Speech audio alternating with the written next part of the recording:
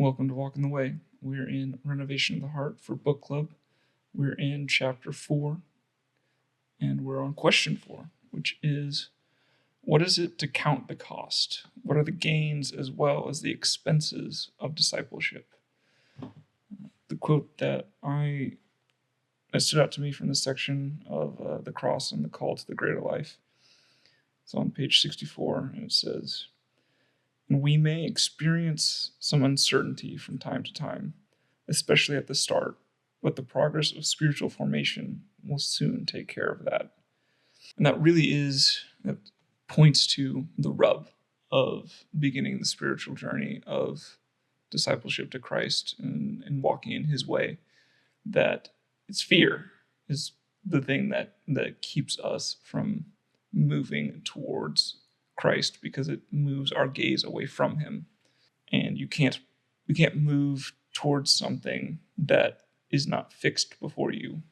You can't walk backwards into the kingdom of heaven, if you will, especially early on, because the world system is entirely predicated upon fear.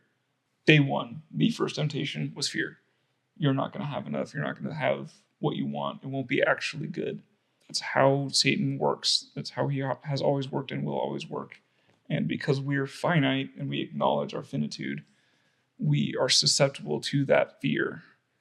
And this is sort of pointing back to a conversation we had some time ago about, Peter, when he walked on water, is that when his gaze moved from Christ to the circumstances of his life, which were genuinely terrifying and far beyond his ability to deal with, that's when he began to fail. But insofar as his gaze was actually fixed upon Christ, he was successful in doing things that were far, far beyond his human ability to handle, to even comprehend. So when that fear, which is natural, and it's not a sin to be afraid, that's not even really a temptation yet. It provides fertile ground for temptation to come, and then for sin to proceed from there. But you can nip that process in the bud by doing precisely this, of counting the cost and making your pros and cons list of whatever bad thing is in the immediate circumstances, like the worst thing that could happen. Just go ahead and imagine, what is the worst thing that could happen right now? And it could be horrible. It could be up to and including your physical death. But the other side of the equation, infinite pleasure in the presence of God forever.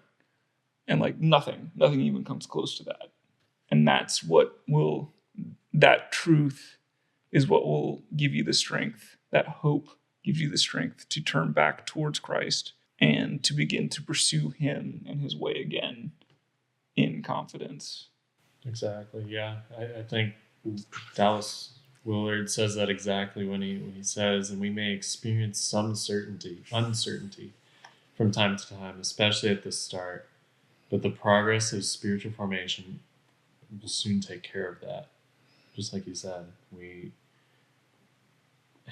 as we're going along, our uncertainties and mistakes, etc., will hinder us at times. Yeah. And our trust and our hope is that the Spirit will take care of that, and our progress will move us along.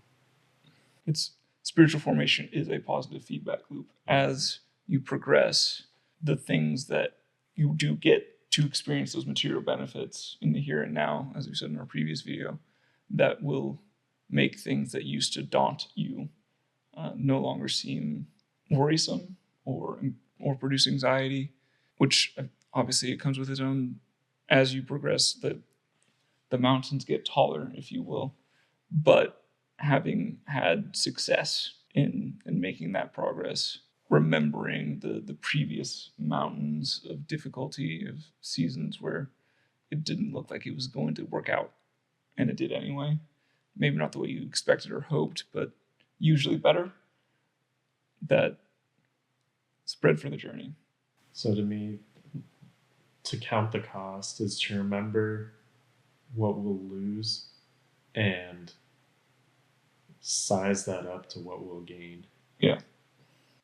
And what will lose is something that I think you quoted it earlier. Is like the thing we lose, couldn't keep it anyway. Those things are dead and they belong in death. So they can't coexist with God anyway. So who cares?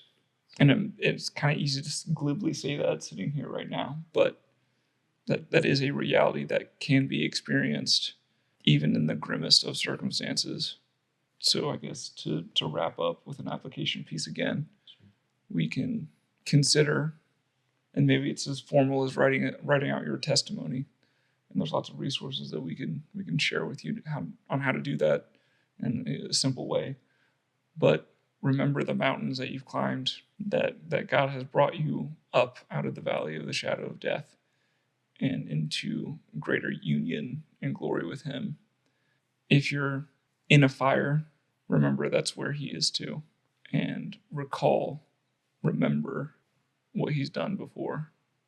Yeah, that was something huge for me, was writing out a 3-minute testimony to boil down all of like my whole spiritual life and spiritual existence process formation into just 3 minutes, and to pick up the big points of my life and what really changed me and what really formed me. That was something that has stuck with me for a long time, because not only did I write it down on paper, I wrote it like down in my soul. Yeah. It was huge.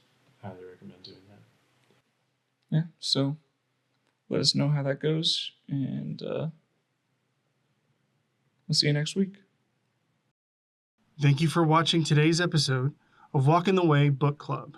Please like, comment, and share this video, and don't forget to subscribe to the channel for more content. We can't wait to see you in the next one. God bless.